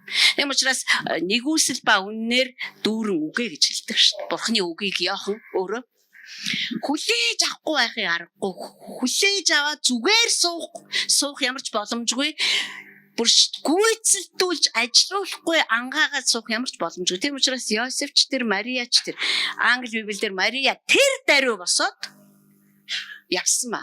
Элизабетийн амьдардаг уулархаг нутаг руу яарвчлан очсон. Одоо сая Март очсон хүмүүс одоо бид нар итгэвч хэвээр юм байна гэсэн. Үгүй хүнийг үг л итгэвчүүлнэ шүү дээ. Үг ба сүнсний ажиллагаа л хүнийг итгэвчүүлнэ. Би шалчганаа таныг ятгаал ингээл бүр дээрээ ятгаал лоббицээр таныг хөдлөхгүй яг хөдлөгдөм а гэдэг хөрх юм нэг ганц 2 хоног эсвэл ганц 2 сар ганц 2 жилийн юм болох. Харин Бурхны үг ямар амар хөдөлгөөнийг үүсгэж байна. Тэр үг чинь үгийг нь гүйцэлдүүлэх хоёр хүнийг зөв олцлоод авчиж байгаа байхгүй. Тэгээд Мария яас нөгөө гаццсан Мария юу гэж бодхооч мэдхээ байгаа гэж эрэгтэй хүнтэй унтахгүйгээр жирэмсэн болно. За тэгээ ариун сүнсний хүч. За би тэгж мэдхгүй тэгж бодсон юм үгүй зүгээр хүнээрээ бодох юм бол хальт бодсон л байх гэж бодоод байгаа байхгүй юу. Тэ ямар сони юм бэ? Ямар таажсэн Мария сэхээ ороод за таны үгийн дагуу биелэл болог. Эзний үгийн дагуу биелэл бол. Эн чинь Мария үгсэн гэсэн үг. Өөрөөр хэлбэл тэр ямар аюултай юм хийж байна таньнэ. Мосегийн хуулиар хүнтэй суугаагүй эмэгтэй жирэмсэн болох юм бол 10 жил өгөхгүй. Хамгийн эхлээд Йосеф чулуугаар чулуудна. Араас нь бүх хотоороо назаарчууд чулуугаар чулуудуулаад аимшигтай өхнө. Эцэгхэн ч өмөрөхгүй. Тэгэхээр за үндсэндээ бол Мария за өвхөлж өөхөг юу л болов болог. Бузар эм гэвэлгийг намайг янхан гэвэлгийг юу ч гэсэн хамаагүй таны хэлсний дагуу бол. Бурхны үг намайг дараагийн түвшинд аваачихын тулд мөнчиг их ажлыг хийсэн байгаа байхгүй юу? Тийм л учраас бид нар үгийг хүсдэг байх юм бол үг тань дээр ингэж л ажиллана. Бүх хэрэгэлзээ тэнэгэлзээнүүд дахиж хизээч ургаж гарч ирэхгүй болтол үндсээрээ суг татаж гарах хэвээр. Бид нар үр цагаанда гарах хэвээр одоо их муухай л үг юм л да. Гэхдээ л яалтчгүй бид нар туйлын одоо яг энэ нэмэгтэй за юу л болов болог. Би бодсон л байгаа шүү дээ тэр чинь Мосегийн хуулиар бол би ингэн тэгнэ. Эднэр чинь бүр хар нялхаасаа ахуулаад тэр хуулийг уншиж өсөж байгаа шүү. Йосеф бодсон л ээж таараш. Иннээс үүдэн гарах үр дагавар юу вэ? Одоо хин яах вэ? Би чинь одоо юу болох вэ? Энд ч одоо миний хүүхэд биш шүү дээ. Гэтэл ямар ч бодлууд нь Библиэд бичигдээгүй байна гэдэг чинь энэ хүмүүс бодхоос татгалцсан гэсэн үг. Бодохгүй. Тэгэхээр Бурхны үг над дээр ирэхдээ миний саналыг асуухгүй. Намайг за чи нэг жоохон бодчоор хөжаал эргцүүлээрээ бас тий. Яад энд эргцүүлэх юм байхгүй юм. Хэлэлцэх юм байхгүй юм. Бурхны үг чинь хэлэлцээрийн ширээн дээр тавьсан хэлэлцэх асуудал биш. Хэлжээ штэ Еврей намн дээр. Хоёр талдаа эртээ ямар ч чаднаас хурц бөгөө сэтгэл хийгээ сүнсийг зүгээр сап гэж ороод ирдэг. Өнөөдөр зөвхөн сэтгэл хөдлөлөөрөө амьдарж байгаа төг төмөн Христ итгэгч нар байгаа. Бурхны үгэнд зүгээр сэтгэл хөдлөлөөрөө ханддаг. Yes, тиймээс. Ямар гоё магтаал. Бидэнд амьдралаа өргөё. Яг тэр амар хүний сэтгэл мэдээж хөдлөх ёстой ш. Гэхдээ үг эмгцэгцэнд нь оруулах ёстой байхгүй юу? Үг биднийг эсвэгөөс бид нар охиногийн алдартай одоо жишээн дээр гардаг шаар нууц шиг хийсэд байна. Тэгээ бид нар хизээч мэдэхгүй. Би насаараа сэтгэл хөдлөлөөрөө явсан юм байна гэдгээ. Харин жинхэнэ үг бидэн лөө яригдаж эхлэхэд бид нар шалчиж эхэлнэ. Тэгээ бид нар жинхэнэ утгаараа аава би чадахгүй юм байна. Өөрөөр хэлбэл энэ миний хүрээллээс одоо хүн гэдэг бүтээлийн хүрээллээс гарцсан юм байна. Хүний бодлын хязгаарыг давтсан юм байна. Хүний шийдлийн хязгаараас давтсан юм байна. Бид нар шийдвэр гаргахад хүртэл тэр шийдвэр Бурхны үгээр хүчингүй болчихж байгаа байхгүй. Йосефийн шийдвэр бол ямар ч сүм Йосефийн шийдвэрийг сонсоод ямар ч пастор ёо би нэр ийм Йосефтай байгаадаа үнэндээ бахархаж байна. Чи минь нэрээ ёо би ч чам шиг ингэ шийдэж чадахгүй ямар зөв шийдэвэл гэмээр.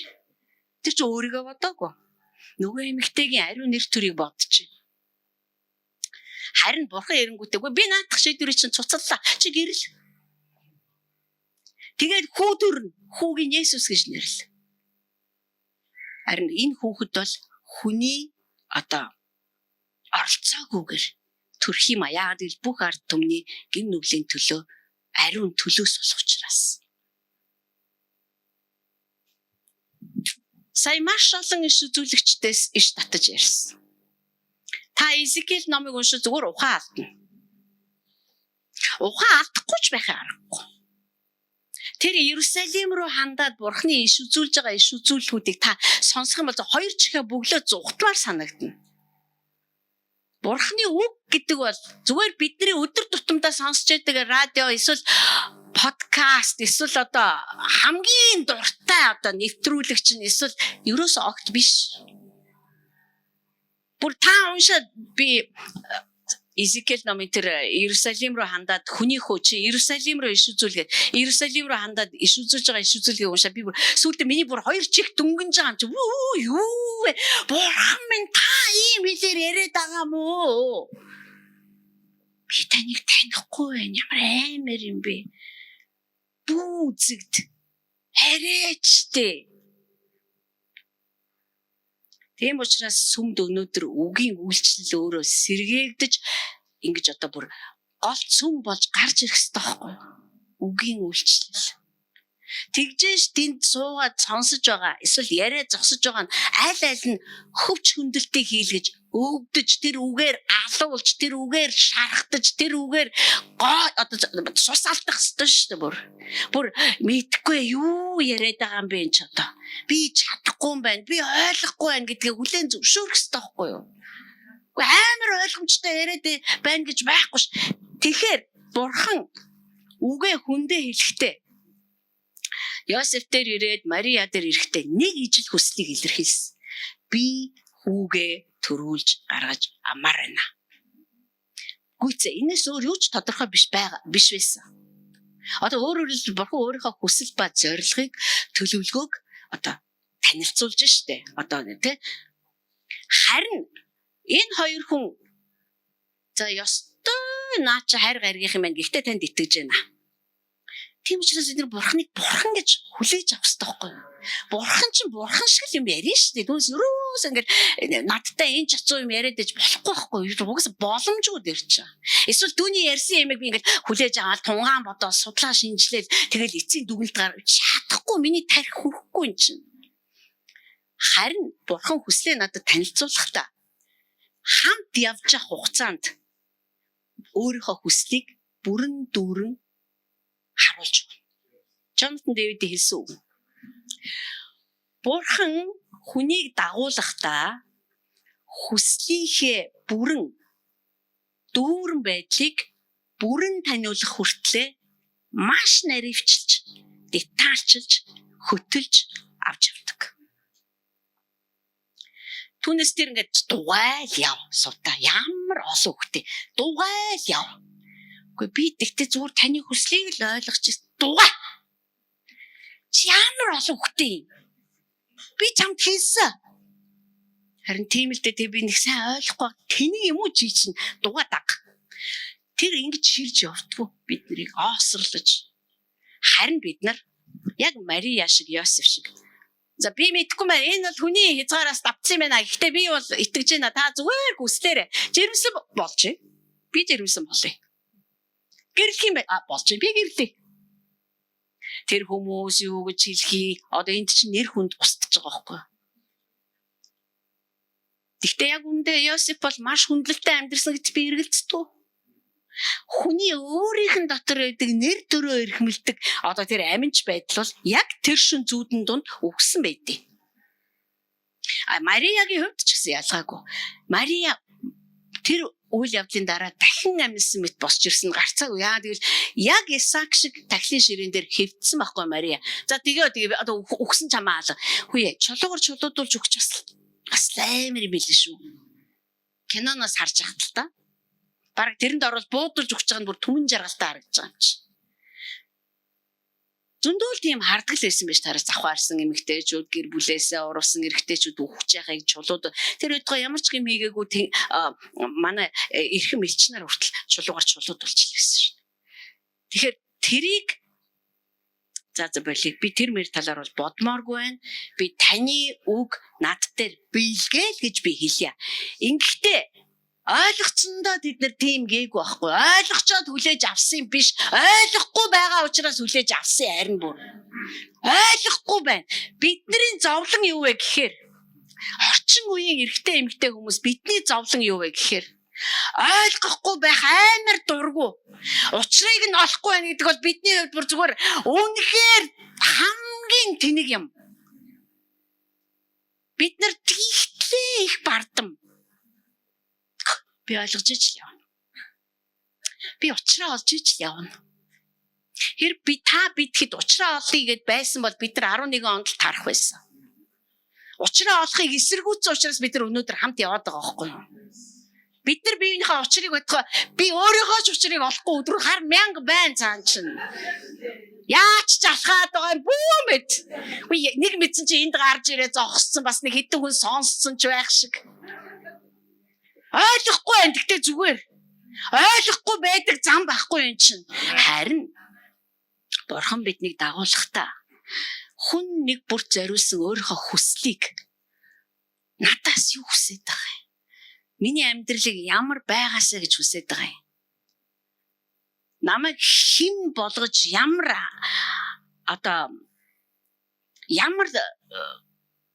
мөн чанартай тий ямар зан чанартай тийм нэгэн болохыг хүсэж байгаа юм. Тэгснээрээ Бурхан яах гээд байгаа юм? Намайг одоо амар сүнслэг болгож яах гээд байгаа юм? Бурханд бол сүнс ерөөс дутагдахгүй сүнслэг хүний ч дутагдaltaд тэр ороогүй. Гэтэ яах гээд байгаа юм? Энэ хүсэл нь юм бүтэн цогц гэж бодох юм бол тэрийг надад бүрэн дүүрэн ойлгуулахын тулд намайг хөтлөн дагуулдаг байгаа байхгүй юу? Тэгэхээр бид нар хэрэггүй гэсэн. Тийм ээ, та надад ойлгуулна. Ойлгуулаад байгаа үстэй биднэрт жилээс жил тий төвшин гэж байдаг юм байна шүү дээ. Та намайг тэр төвшингүүдээр авч яваад идэв юм байна шүү дээ. Йосефийг, Даниэлийг, Мосег, Давидыг, Исаакийг, Яаковыг, Авраамыг би таныг бүр нэг бүрчлэн уншаасаа гэж хүсэж байна. Энэ хүмүүс бүгд үндэстнүүдийг захирж исэн. Улс төр гэж юу юм? Би өөрөөсөө асуусан. Улс орныг удирдан засгалдаг төрийн бодлогыг л улс төр гэдэг юм байгаа дээ. Дотоод бодлогыг нь. Дотгошоогоо ямар бодлоготой байх, гадагшоогоо ямар бодлоготой байх. Тэр хүмүүсийг Бурхан яаж сургасан бэ? Яг л тэр замаараа үр удмыг нь сургасан байгаа байхгүй юу? Хэдэн наснд Исаакийг дуудсан. Яаковыг хэдэн наснд нарсан. Тэдний зовлон юугаараа ижилхэн. Яагаад тэднийг дандаа хинч харахгүй байгаа хин бүхэн очихыг жигшдэг тийм газруудад бэлддэг. Яагаад? Тэгжээж л өв дамжуулагддаг юм байна шүү дээ. Амьдралыг нь унших юм бол бид нар яг үндэ бид бүгдээрээ улс төрчид болж байгаа байхгүй юу? Бид нар бүгд Бурханы уулан дээр амьдарч сурах ёстой. Би таны эргэлзээг бүр алга болгомоор байна. Та бурхны уулан дээр амьдарч сурах ёстой. Бурхны уулан дээр амьдардаг хүн бол бүх улсын дээгүүр тэр улсад хоогдоход та дээр нь байж л байна л гэсэн үг. Онцгойлоод миний эзлэх ёстой өөрөөр хэлбэл онцгойлоод эзэлж авах ёстой нийгмийн талбар гэж байна шүү дээ. Тэрэн дээр гарсан байхын тулд та эхлээд бурхны уулан дээр суулгаж болох ёстой шүү дээ. Таныг бурхан өөрийнхөө эзэмшил дотор тарих ёстой шүү дээ. Христийн хайр дотор үндэслүүлэх ёстой шүү дээ. Тэр үгээрээ таныг янзлах ёстой шүү дээ. Намайг тайраад хайчлаа теста бүр зүгээр яадаг байдгийн. Үр жимс гарахгүй бол огцоо хайна гэсэн шүү дээ. За харин тэрний дараа бэлэн болж байгаа хүнээ хааны хажууд авчаал тавьчихна. Өчигдөр шоронд байсан хамаа авахгүй. Харж гин үү тэрний сургалт ямар өөр явагддаг болохыг. Тэрнийг юус Даниэл Бабилонд ирэхдээ Бабилоны улс төрийн сургууль сурсан гэхдээ тэндээс юу ч ашиглаагүй. Зөвхөн бурхнаар сургагдсан сүнслэг боловсрлоороо хаадуудад юу хийхийг нь зааж өгч байсан. Бид нар энэ юр бусын ялгаануудыг, энэ юр бусын ажилдаг арга замуудыг нь бид нар судалж таньж мэдэх ёстой. Бурхны үг бол үнэхээр би эцгүүдэд үнэхээр хүндлэл өргөдөг шалтгаан бол тэд нар намайг үгэнд бариулахыг заадаг, баривчлагдахыг заадаг. Үгэнд баривчлуулахыг заадаг. Үгэнд ингэж бүр хүлэгдэхийг тийм ээ. Тэр үг чам дээр ирэхэд чи байж сууж чадахгүй, чи хүлээж авахгүй байхын аргагүй. Чи энэ үг намайг яасан ч би бэлэн байна гэж хүлээж авдаг. Тийм болгож сургадаг тэр үгсүүдийг тэд нар ярьдаг байсан байхгүй юу. Тэгээгүй бол би ийм болохгүй ой манайхаа. Мянган амир сургууль, библийн сургууль сураад түмэн гадаад дотоодоор яваал номлож амлаад тэнгис сурдгүй энэ чинь. Эхлээд Филипп пастор орж ирсэн. Биш бүр эхлээд Жун Форд орж ирсэн. Жун Фордын үг зүгээр газар дээр бүр бүр зүгээр гутглаа жадлаа зүгээр байхгүй болгосон шүү дээ. 2006 онд библийн сургуулийн би 2005 онд 1-р курсээ байсан байхад. Дараад нь Филипп пастор орж ирсэн. Түүний ярьж байгаа үг зүгээр л тэнгэр дөхөө. Зүгээр л би бол үнэхээр найдвар хүн байна уу? Би бол үндэж чадахгүй юм байна. Гэхдээ би хүсээд байна яах вэ? Амар хүсэж байна. Өөрийнхөө чадал тэгээ өөрийнхөө боловсрол надаас юусаа хамаарах юм юу ч байхгүй тэнд. Дараад нь Джонатан Дэвид эхэлсэн. Вон пастор дундуур нь орж ирсэн.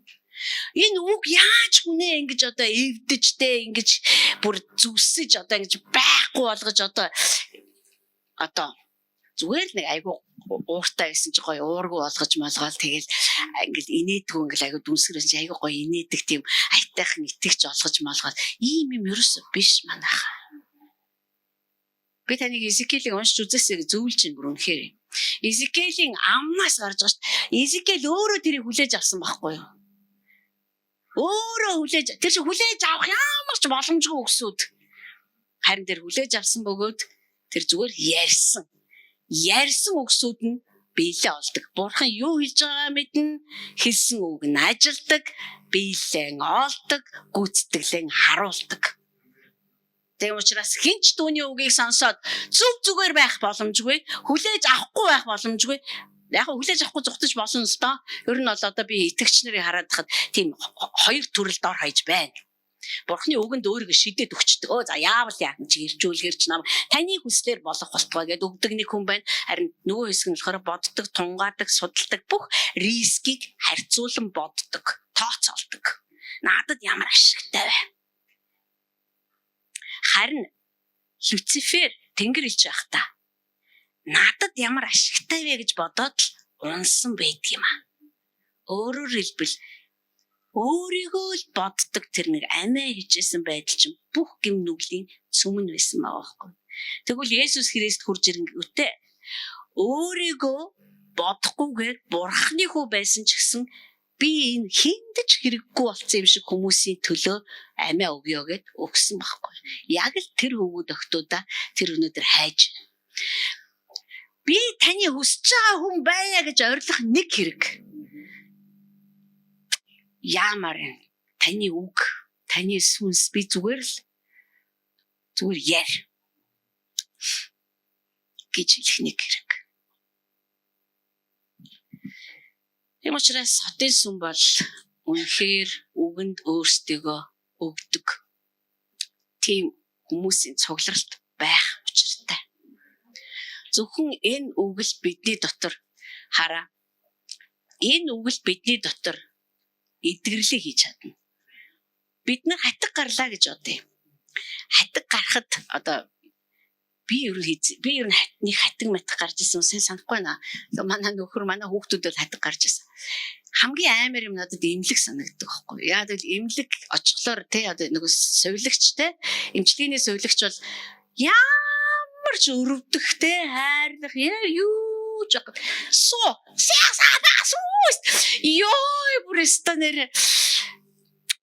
Бурхны үг биднэр лөө орж ирэхдээ ингэж орно. Гэхдээ би хайрлахгүй орно гэж бодохгүй байна. Гэхдээ мөн чанараараа бидний зүрх сэтгэлд бугалсан бүхнийг бүр хатагны гэрийг нь гартал заяо. Шахдаг шиг дахиж тэн дотор ямарваа нэгэн шарах сорив илий балаа юуч гажиг хорсол гомдол бухимдал одоо юу гэдгийг атаархал хичнээн том гэртэй бай. Бурхны үг ороод сүм татаад гэртэй нь юутай хийтэй суулж гаргаж ирдэг. Энэ бол өвдөлт. Энд инээж хөхрөх юм ерөөсөө байхгүй. Юу инээхтэй мантай. Бид нар зүгээр эндээс 2 хөлөөж ирээд арих гэж гарч явбал их юм. Бараг манан бодон дунд машина бариад дээд гэртээ амьд очивол их юм. Тэгээ бид нар дараагийн хэдэн өдрийн туршид өвчнөдөө шаналж гипнэ гэсэн үг. Харин нэгэнт гэрийг аваачсан юм бол хатдаг бол сайхан итгэдэг шүү дээ. Тэгээд хүн яах нь эрүүл болдог. Бурхны үг бол зүгээр нэг тийм учраас Христэд итгэгч нарын пастора таны үгээр би өнөөдөр өрөөгдлөө гэхэд энэ бол амар сэжигтэй үг байхгүй юу? Өрөөгдлөө гэдэг чинь яасан гэсэн үг. Сэтгэл санаа сайхан бол ер нь бол сэтгэл санаа сайхан байлгахын тулд чи ярьдгүй юм да. Энэ бол миний дотор байгаа ямиг ухаж дөнхөж арзгануулж те балааштай чи одоо гэд баг өөдөөс юм шидтэл ярьдаг шүү дээ. Тэгдэг үстэй Түндэ Бакрэ одоо Джонатан Дэвид одоо Филипп пастор энэ яа уун пастор байна. Ирэх болгонда биднийг алчаал яваад өгдөг. Ядаргаатай. Тэг чинь яагаад вэ гэхээр бидний дотор маш гүн мис засалбаруудыг хийж идэг үг нь. Яагаад л өөртөө мөн яг тэгсэн учраас. Өөртөө яг л тэр одоо янзлуулдаг тэр одоо үгийн одоо ажиллагаан дундуур тий хамаг юмаа урсгаал гоожуулаад уйлал дуулаад явсан учраас. Тийм учраас цөмөр Бурхныг ярьж ахт нь дахиж Бурхан бид энэ Еврей номон дээр амлсан шиг та нар хизээж тавлан сууж тухалж амрахгүй. Яагаад гэвэл би та нарт ярьсаар байтал та нар хизээж сонсож байгаагүй, хизээж итгэж байгаагүй. Та нар миний замуудыг биш, дандаа өөрийнхөө замуудыг надад тулгадаг байсан. Та нар намайг дандаа өдөөж, бүр сорж, бүр өдөө хатгалгаа хийдэг байсан гэж бидэнд л битгий яриг. Харин ч эсэргээрээ бид нар түүнийг үгээ ярьж ахт нь үргэлж олдъё. Олдох үс бай. Айхгүйгээр хүлээж авъя. Хүлээгээд авцсан байхад одоо бид нар гачлах хэрэггүй байхгүй. Одоо энэ үгийг би яаж хэрэгжүүлнэ? Тэр үг чинь өөрөө хэрэгжилттэйгээ орж ирдэг гэдэг штэ. Энэ хүмүүс яахаа мэдхгүй байсан бидтэй шин унтахта. Яахаа мэдхгүй арай гэж нэг арга чим шиг шийдвэр чим шиг нэг юм гаргасан ш. Харин маргааш өглөө босохдоо яахаа мэдсэн байгаа байхгүй. Тэр хүч чинь үгтэйгээ цуг ирсэн байгаа байхгүй. Зүгээр л үгийг хүлээж авахд Бурхан цаашаа яах вэ те? Тэгээд бидэнд би яагаад чамд ийм үг хэлсэн? Миний хүсэл юу байсан гэдгийг он жилүүдийн туршид намайг хөтлөөд явж байхдаа тэр тодруулаад өөрийнхөө хүслийн төгс байдлыг өөрөөр хэлбэл дүүрэн бүтэн байдлыг нь бидэнд мэдүүлж өгөх бол. Хайртайгаа бид нар танд талархаж байна. Энэ өдрүүдэд бид нар талархлаар дүүрэн байна. Дараагийн өдрүүдэд ч бид нар талархлаар дүүрэн байх болно.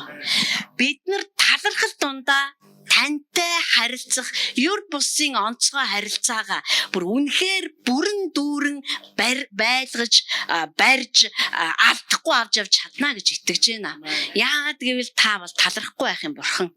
Аргагүй тийм бурхан. Та үгээ хэлэхдээ л үг чинь үйлдэх хүчтэйгээ, үйлдэх эр зоригтойгоо, үйлдэх бүхэн шийдэлтэйгээ орж ирдэг. Арга замуудтайгаа орж ирдэг. Бидний оюун санааг хүний төрлөх хүний бодлоос Христийн бодол санаа руу бүр ингэж байн ховсгож байдаг.